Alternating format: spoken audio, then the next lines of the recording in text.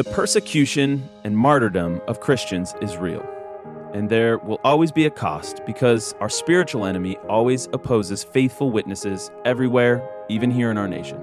That's why I want you to request a free copy of When Faith is Forbidden from The Voice of the Martyrs.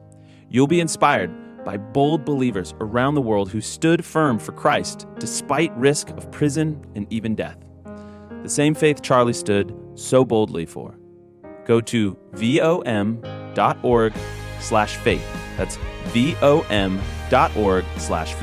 right now to get your free copy, or use the link in the show notes below. This has been something that's really been bothering me, actually, and I didn't have words for it, but you know, obviously when Charlie was murdered, there was this amazing outpouring of support and love, and rightly so. And so, like, I'm not here to hold people, like, I'm not trying to be a jerk. I don't want to be like, well, you weren't 100% on board before, and so now you can't say anything nice. No, that's not what I'm saying. I actually think that's a good thing. Like, I want you to was embrace... Megan not on board? Get her off the show. Yeah, this is a debate, Megan. We're about to hold... I was always on board. You were always Cut it on right board. now. But you said this. So go ahead and throw this up. 292, Charlie Kirk to young men. You need to go to a Bible study instead of a bar. And yet our evangelical leadership class kept him at arm's distance because he was an outspoken conservative and Trump supporter. All caps, that's what the problem is. And I just thought that was so well put and a point well made, Megan, because, like, yes, everybody could, you know, especially in evangelical circles, we're not talking about Antifa here, the far left wackos. Of course, they said this is terrible. We condemn this. This is how tragic, and our heart goes out, all this stuff. But you're right that in life, I mean, by the way, our TPUSA Faith chapters, our network of churches has doubled. So this is a mixed bag. There's good stories here, but there is in Big Eva, as we call it. I was meeting with a pastor yesterday that said Big Eva is under God's judgment, in his opinion. Okay, you could take that. I agree. Okay, so maybe start there. And what is the issue here that is holding Big Eva back, what is getting in their way from embracing wholeheartedly somebody like Charlie? Yeah, I'm so glad that you invited me on to talk about this, Andrew, because it drives me nuts. And if you follow me on X, you probably have picked up how much it drives me nuts that there is this double standard about embracing somebody who is doing evangelism, who is speaking in the Christian space, but who is politically connected. Because you will have an organization like the Gospel Coalition. It's a media outlet. They also have their Keller Center for Cultural Engagement and their fellows there. It's extremely well known. And what they do is they will bring on people like Michael Ware, who is a Democratic operative who worked in the Obama administration. And they will put him forward as somebody who is doing faith and politics combined very well. They will also have someone like Justin Giboney of the AND campaign, someone who our friend Allie Beth Stuckey has covered a lot, who is a Democratic activist, even as he kind of tours to these allegedly conservative churches and conferences. So they're happy to welcome him. But they were never happy to welcome Charlie. You never saw Charlie spoken well of on the Gospel Coalition. You never saw him being invited to their conferences. And I don't know if you have this. I sent this over to you. Yeah. But this was the attitude that they took with Charlie. In 2021, one of their primary writers and vice president over at the conservative Christian publisher Crossway said something like, you know, you don't have to give Charlie Kirk more views, right? Yeah, 331. And, put that up, yeah. please. It's a tweet. 331. There you go. That perfectly encapsulates sort of the attitude that they took towards Charlie. You did not see him getting invited to chapels to speak at, say, Wheaton or Biola or even Grove City or any of these colleges that are supposed to be conservative Christian colleges, Orthodox colleges. So they were happy to have the Democratic operatives on, but they were not happy to have Charlie on. And then even further, you know, when Charlie was assassinated, when he was martyred, and I want to use that word very specifically, they were put in an awkward position because suddenly people who hadn't been paying attention that closely saw an outpouring of love for the Lord, a strong, bold Christian witness.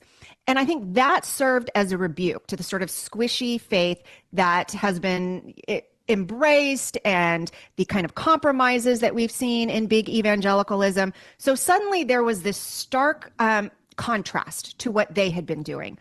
And that put them, I think, in a difficult position. So you did see some well wishes after that.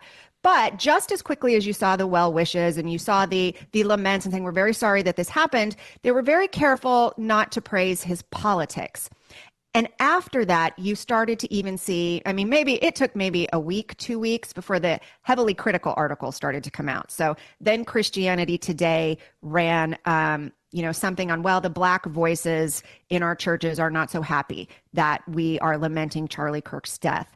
And by the way, I also want to add Christianity Today to those who were very dismissive of Charlie before his death. Their editor-in-chief, Russell Moore, on his podcast he would name TPUSA, but he would talk about these political campus movements that are dividing the faith. And it was obviously a reference to Charlie and TPUSA. So when Charlie was assassinated and people saw so clearly what his record was, on evangelizing, on getting out to college campuses and speaking to young people, young men in particular, in the way that I quoted in that tweet, because he did say that. He said, you young men, stop going to the bar, start going to Bible studies, just putting it plainly, really the heir to Billy Graham in a very strong way. So when that happened, that put them in an awkward position. And then you started to see things like these very well-known conservative Christian conference speakers starting to criticize Charlie and starting to say, hey, wait a minute, let's not be too eager to look to his model, even as we're seeing, all of these people coming to the faith on the basis of what they saw at the memorial and speaking that he did and all of these clips that are now circulating. So one example of that is Pastor Mike Kelsey, who is a co-pastor of McLean Bible Church in Washington, D.C. It is supposed to be a conservative Orthodox church, and yet here is what he said right after Charlie Kirk's death. If we can play the Mike Kelsey clip. We have the clip. Play cut 332. In fact, in some cases, I was shocked that so many professing Christians were rationalizing things that were so demeaning and unchristlike, and not just rationalizing things he said, but idolizing him as the prototype for a new generation of Christians. And here's my point in all of that. This is not just Charlie Kirk. This is all of us. Every single one of us is tempted to talk to or about people in ways that not only dishonor them, but the God who created them in his image. Oh, I just want to say one thing here really quick. Yeah, I mean, so Charlie knew that his calling from the Lord was very specific. He was a prophet. And what do they do to prophets? They kill prophets. Why? Because they speak the truth boldly and clearly and without reservation, and the people hate it. And what he said this multiple times, said it to me, he said it on podcasts. He was put on this planet to confront evil and to proclaim the truth.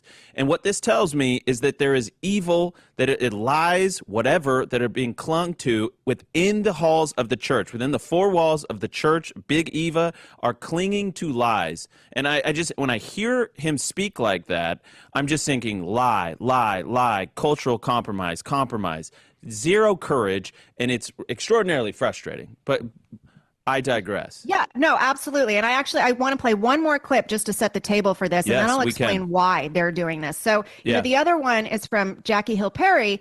And if you're not familiar with her, again, she is a Christian author, and she has done some good things, Gay Girl, Good God. That was a really good book, and I like her in some respects. But she has been widely welcomed, despite having some progressive ideas, onto all of these allegedly Christian conservative platforms. She is welcome to speak at seminary. She is welcome to speak at Christian college chapels. So let's hear what she said after Charlie was assassinated. This is cut 330. Let's go ahead and throw it up. Why don't you think he's a martyr? And it's like, because I heard what he said. Yeah. Right. And so it's not that I don't appreciate his stances on abortion, on sexuality, on marriage, Yes. but it's also I hear other things alongside that don't give martyr. Yeah. Right? Yeah. So I'm going to say unequivocally, Charlie was a martyr. Charlie was assassinated for his Christian beliefs. That's a martyr. We would not say that John the Baptist was not a martyr because, well, technically he was murdered because he called out King Herod for his incestuous marriage to his niece. You know, we don't do that. We recognize that when you are murdered for your Christian beliefs, you are a legitimate martyr, and Charlie was.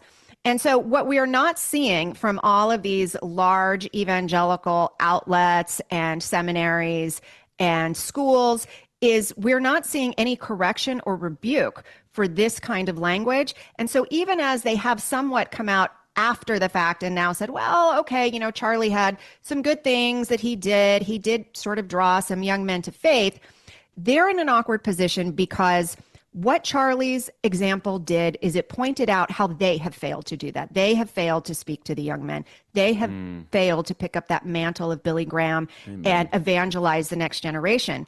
And, you know, there's a very specific thing here that puts them in this awkward position, and it's something called the third way. And if you're not familiar with that, it's a method of evangelizing that says because we want to save some people in the church, and bring them to church, we want to be very careful not to align politically with either the left or right. We have to say that, Jesus wasn't a Democrat or a Republican, as if, you know, the two sides are morally equal, as if there's a symmetry between them.